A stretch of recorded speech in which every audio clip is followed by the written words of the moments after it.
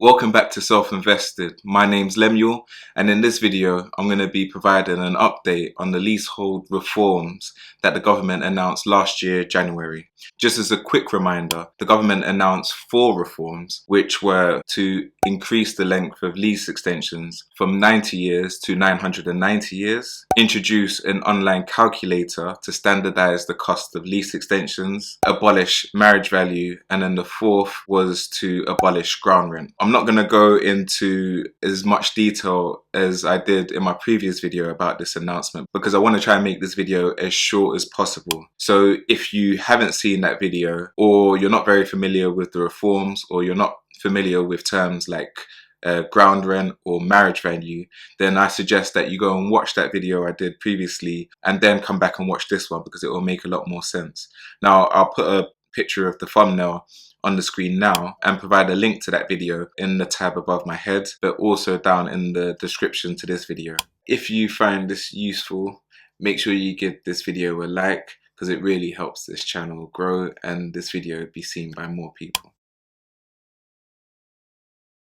Now, the first reform that I'm going to provide an update on is the Leasehold Ground Rent Bill, which will effectively abolish ground rent for all new long residential leases. Now, a long residential lease is just any lease that's original length was more than 21 years. This bill has been through Parliament and received royal assent on February 8th this year. And on April 22nd this year, the government announced that this bill will become law on the 30th of June, meaning that any new leases that are created from the 30th of June this year will need to comply with this new law. So what does this bill actually cover? Well, it doesn't include statutory lease extensions for flats and houses. Now, for flats, this isn't a problem because if you use the statutory route to extend the lease of your flat, then the ground rent is automatically reduced to 0 anyway. But for houses, if you extend your lease through the statutory route, then your ground rent isn't automatically reduced to 0. And in many cases, it actually increases. It also doesn't include business leases, which is to be expected because this is really a bill to benefit residential leaseholders. But it also doesn't include community housing leases and home finance plan leases. For retirement homes, this change doesn't actually become law until April 1st, 2023. Now, it's also worth mentioning that for voluntary lease extensions, these are lease extensions that don't go through the statutory route. This bill will apply to the extended period of the lease. So say you had an original lease length of 99 years and you were to extend it by 20 years, so it became 119 years. The additional 20 years would have to comply with this bill. Now, the next reforms that I'm going to cover in this video are to do with collective enfranchisement and the current Commonhold system. Now, earlier this year, the government held a consultation on these two things. Collective enfranchisement is the process by which leaseholders can buy the freehold of their building. Currently, if leaseholders live in a mixed-use building which contains commercial units as well as residential units, the residential parts of that building need to make up at least 75% of the floor space in order for the leaseholders, the residential leaseholders, to have the right to buy the freehold of that building. This goes for the right to actually manage that building as well. So manage things to do with the maintenance of that building, the things where you'd be charged service charge. Now, as part of this consultation, the government were proposing to reduce this threshold down from 75% down to 50%, meaning that the residential parts of these mixed-use buildings would only need to make up 50% of the total floor space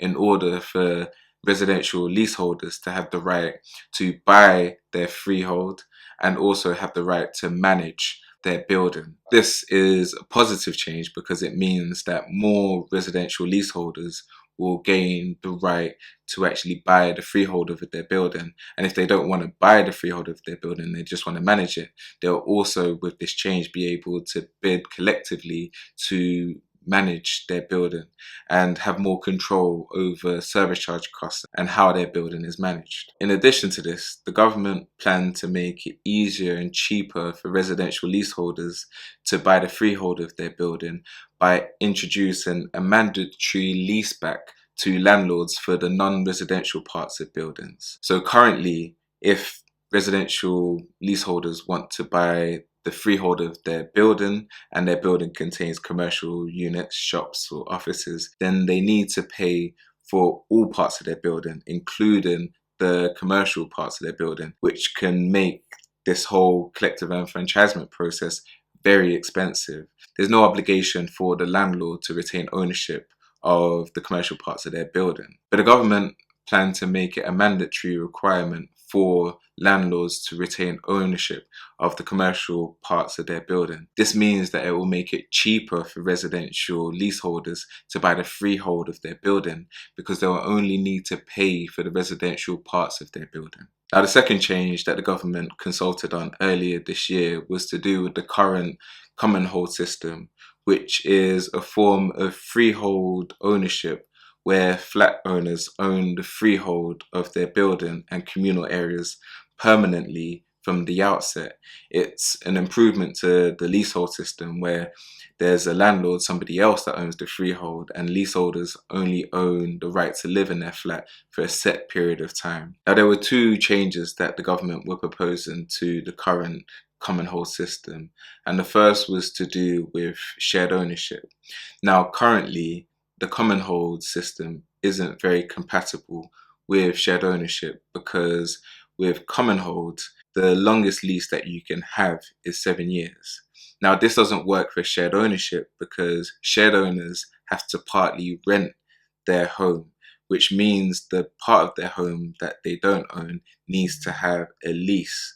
Now, if the part of the home that they own is going to be Commonhold, which means they're going to permanently own that part of their home, then they need to have a much longer lease than 7 years, which Commonhold currently limits residential leases to for shared ownership to work with the Commonhold system. The reason the government are keen to make this change to the Commonhold system is because shared ownership is a key part of the government's home ownership strategy and is actually not an insignificant part of the housing market. In 2019 to 2020, for example, shared ownership made up 13% of new homes that were built. So it's important, if the government wants to see widespread uptake in the Commonhold system, that they make it compatible with shared ownership. Now, the second change to the Commonhold system that the government consulted on earlier this year was to do with improvements to the way that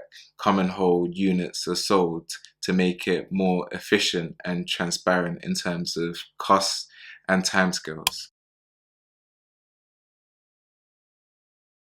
This consultation ended in February this year, so I suspect we'll see the results of the consultation and find out the timescales for when these changes are likely to be implemented in June this year, based on a consultation that the government did last year on the new shared ownership scheme, which it took them 4 months to turn around.